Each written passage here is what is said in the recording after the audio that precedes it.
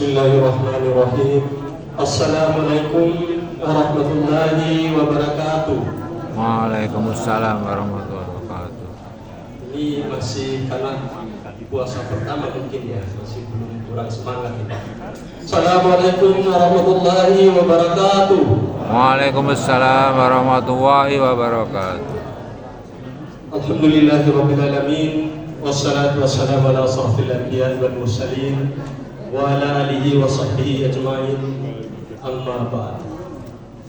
Syukur alhamdulillah, kita panjatkan puji syukur kehadirat Allah Subhanahu wa taala karena sampai detik ini Allah Subhanahu wa taala masih memberikan kehidupan kepada kita, sehingga kita masih diberi kesempatan untuk mengevaluasi diri, diberi kesempatan untuk memperbaiki diri agar kita menjadi orang-orang yang berbahagia dunia dan akhirat. Jemaah Masjid Al-Fat rahimahullah, dalam kehidupan kita Allah Subhanahu wa taala telah memberikan panduan, telah memberikan guidance, telah memberikan pedoman dalam menjalani hidup ini. Dan salah satu guidance yang diberikan oleh Allah Subhanahu wa taala, jika kamu mempunyai persoalan, jika kamu mempunyai tantangan dalam hidup ini, jika kamu mempunyai kesulitan dalam hidup ini, perbaikilah sholatmu. Insya Allah Allah akan memperbaiki kehidupanmu. Wasta'inu bis-sabri was-salah wa innaha lakabiratun illa lil khashiyin. Jadikanlah sabar dan sholat itu sebagai penolongmu. Jadikanlah sabar dan sholat itu sebagai penolongmu. Dan sesungguhnya yang demikian itu sungguh berat, kecuali bagi orang-orang yang khusyuk. Kecuali bagi orang-orang yang khusyuk, yang sholatnya khusyuk. Allah sebenarnya memberikan satu guidance kepada kita. Wahai anak-anakku sekalian, jika kamu mempunyai persoalan dalam sekolahmu, jika kamu mempunyai persoalan dalam pelajaranmu, perbaikilah sholatmu. Allah akan memperbaiki cara kamu belajar dan akan memberikan hasil yang terbaik.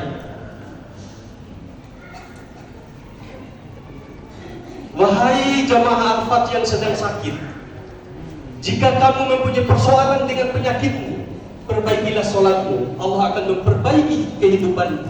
Minimal dalam jangka pendek Allah akan memberikan ketenangan dalam menghadapi penyakit itu.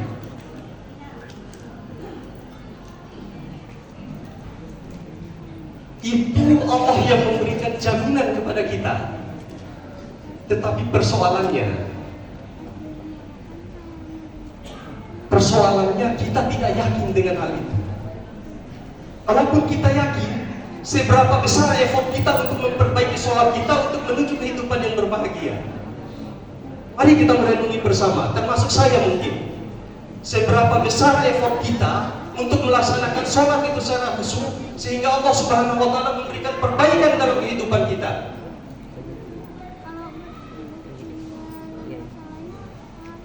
Ini yang menjadi bahan evaluasi kita bersama masing-masing, supaya kita menjadi orang-orang yang lebih baik. Hayya 'alas shalah. 5 kali sehari semalam kita dipanggil demikian. Hayya 'alas shalah. Marilah kita sholat. Mungkin kita akan bertanya, itu apa kita sholat? Mungkin dalam hati kita, untuk apa kita sholat? Tetapi Allah langsung menjawab, hayya 'alal falah. Hayya 'alal falah. Wahai hambaku, marilah menuju kemenangan. Dipanggil kita untuk menuju kemenangan. Marilah menuju kebahagiaan. Marilah menuju kejayaan. Itu jelas. Tetapi apa jawaban kita? Mari kita jawab di hati masing-masing. Kadang-kadang kita jawab, sebentar lagi, waktu masih panjang. Kita menunggu sampai ujung baru kita sholat. Itu adalah salah satu persoalan yang kita hadapi bersama-sama. Allah memberikan jalan keluar yang terbaik dalam hidup ini, tetapi kita tidak mau mengikuti. Itulah sifat manusia. Oleh karena itu, Bapak dan Ibu sekalian, pada kesempatan yang berbahagia ini, mumpung nyawa masih ada di kandung badan, mari kita rubah mindset kita bahwa sholat adalah menjadi kebutuhan dalam kehidupan kita. Sholat menjadi kebutuhan utama dalam kehidupan kita. Bagaimana kita belajar untuk sholat khusyuk? Silakanlah belajar masing-masing, supaya kita menjadi orang-orang yang selalu mempunyai jalan keluar terhadap persoalan kita.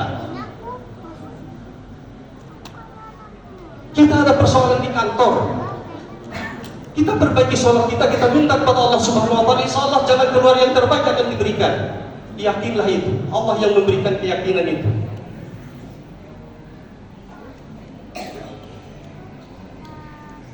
Tetapi kita harus bisa membuka diri, open mind dulu dalam memahami masalah, dalam menghadapi nasihat-nasihat. Apa yang baik, mari kita terima dengan baik. Hadirin dan hadirat jamaah Masjid Al-Fat yang dimuliakan, insyaallah dimuliakan oleh Allah Subhanahu wa Ta'ala. Dalam Al-Baqarah ayat 153 kita diingatkan lagi, ya ayyuhalladzina amanu wasta'inu bis-sabri was-salah innallaha ma'as-sabirin. Indah sekali Allah memanggil kita, wahai orang-orang yang beriman, wahai hamba-hambaku jamaah Masjid Al-Fat yang hadir di Masjid Al-Fat pada hari ini, karena kita insya Allah termasuk orang-orang yang beriman. Jadikanlah sholat dan jadikanlah sabar dan sholat sebagai penolongmu. Sesungguhnya Allah bersama orang-orang yang sabar.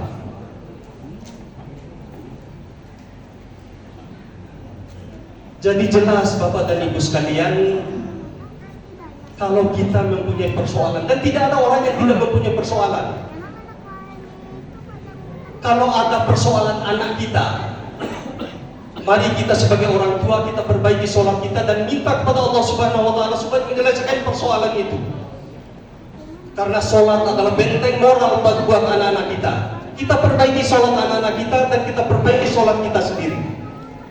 Inna sholata tansa anil fahsya'i wal munkar. Sesungguhnya sholat itu mencegah perbuatan keji dan mungkar, dan itu sebagai benteng moral kepada anak-anak kita maupun kepada kita sendiri. Bahasanya sangat sederhana, bahasanya sangat jelas, tidak perlu diinterpretasi macam-macam. Jelas disuruh sholat, maka kehidupan akan diberikan yang lebih baik. Sholat kita sudah baik, puasa kita sudah baik, ujungnya kita akan mendapat gelar muttaqin, orang-orang yang bertakwa. Insya Allah, kalau kita sudah mendapat gelar takwa, persoalan apapun dalam hidup ini Allah Subhanahu wa Ta'ala akan memberikan jalan keluar. Allah yang menjanjikan, bukan siapa-siapa. Oleh karena itu Bapak dan Ibu sekalian, perbaikilah sholat kita, perbaiki puasa kita, sehingga kita menjadi orang-orang yang bertakwa. Pertanyaannya lagi, kenapa kita itu selalu sholat itu tidak khusyuk? Itu yang membuat doa-doa kita itu tidak terkabul.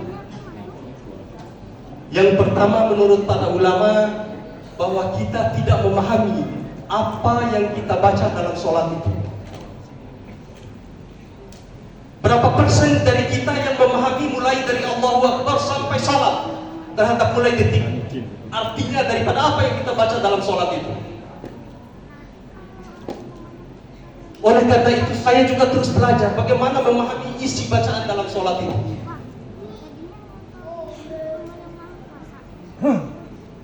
Yang kedua, bahwa sholat itu kita menjadikan beban, padahal itu adalah kebutuhan.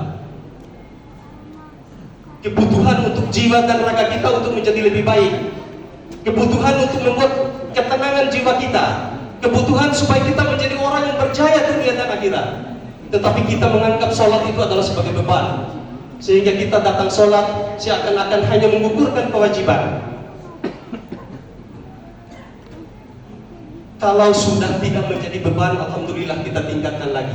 Tetapi kalau ada yang masih menjadi beban, mari kita rubah mindset itu. Mari kita merubah pikiran kita bahwa sholat itu adalah kebutuhan kita untuk mencapai orang-orang yang tenang, orang-orang yang penuh dengan kejayaan, dan orang-orang yang penuh dengan kebahagiaan.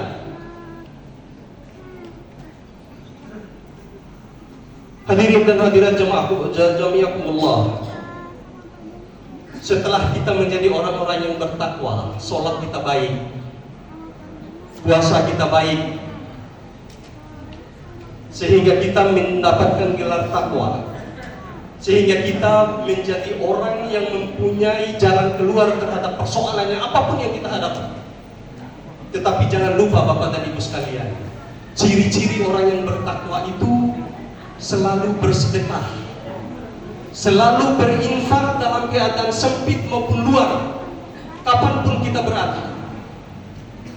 Jadi tidak bisa kita hitam jidat kita karena sholat, tetapi kita menjadi orang yang pelit. Kemarin sudah diingatkan oleh Ketua DTM, tidak ada seorang muslim yang mempunyai jiwa pelit. Jadi harus balance antara hablum minallah dan hablum minan nas. Jadi kalau kita mengaku menjadi orang yang bertakwa, ciri-cirinya itu selalu berluapan dada untuk berinfak.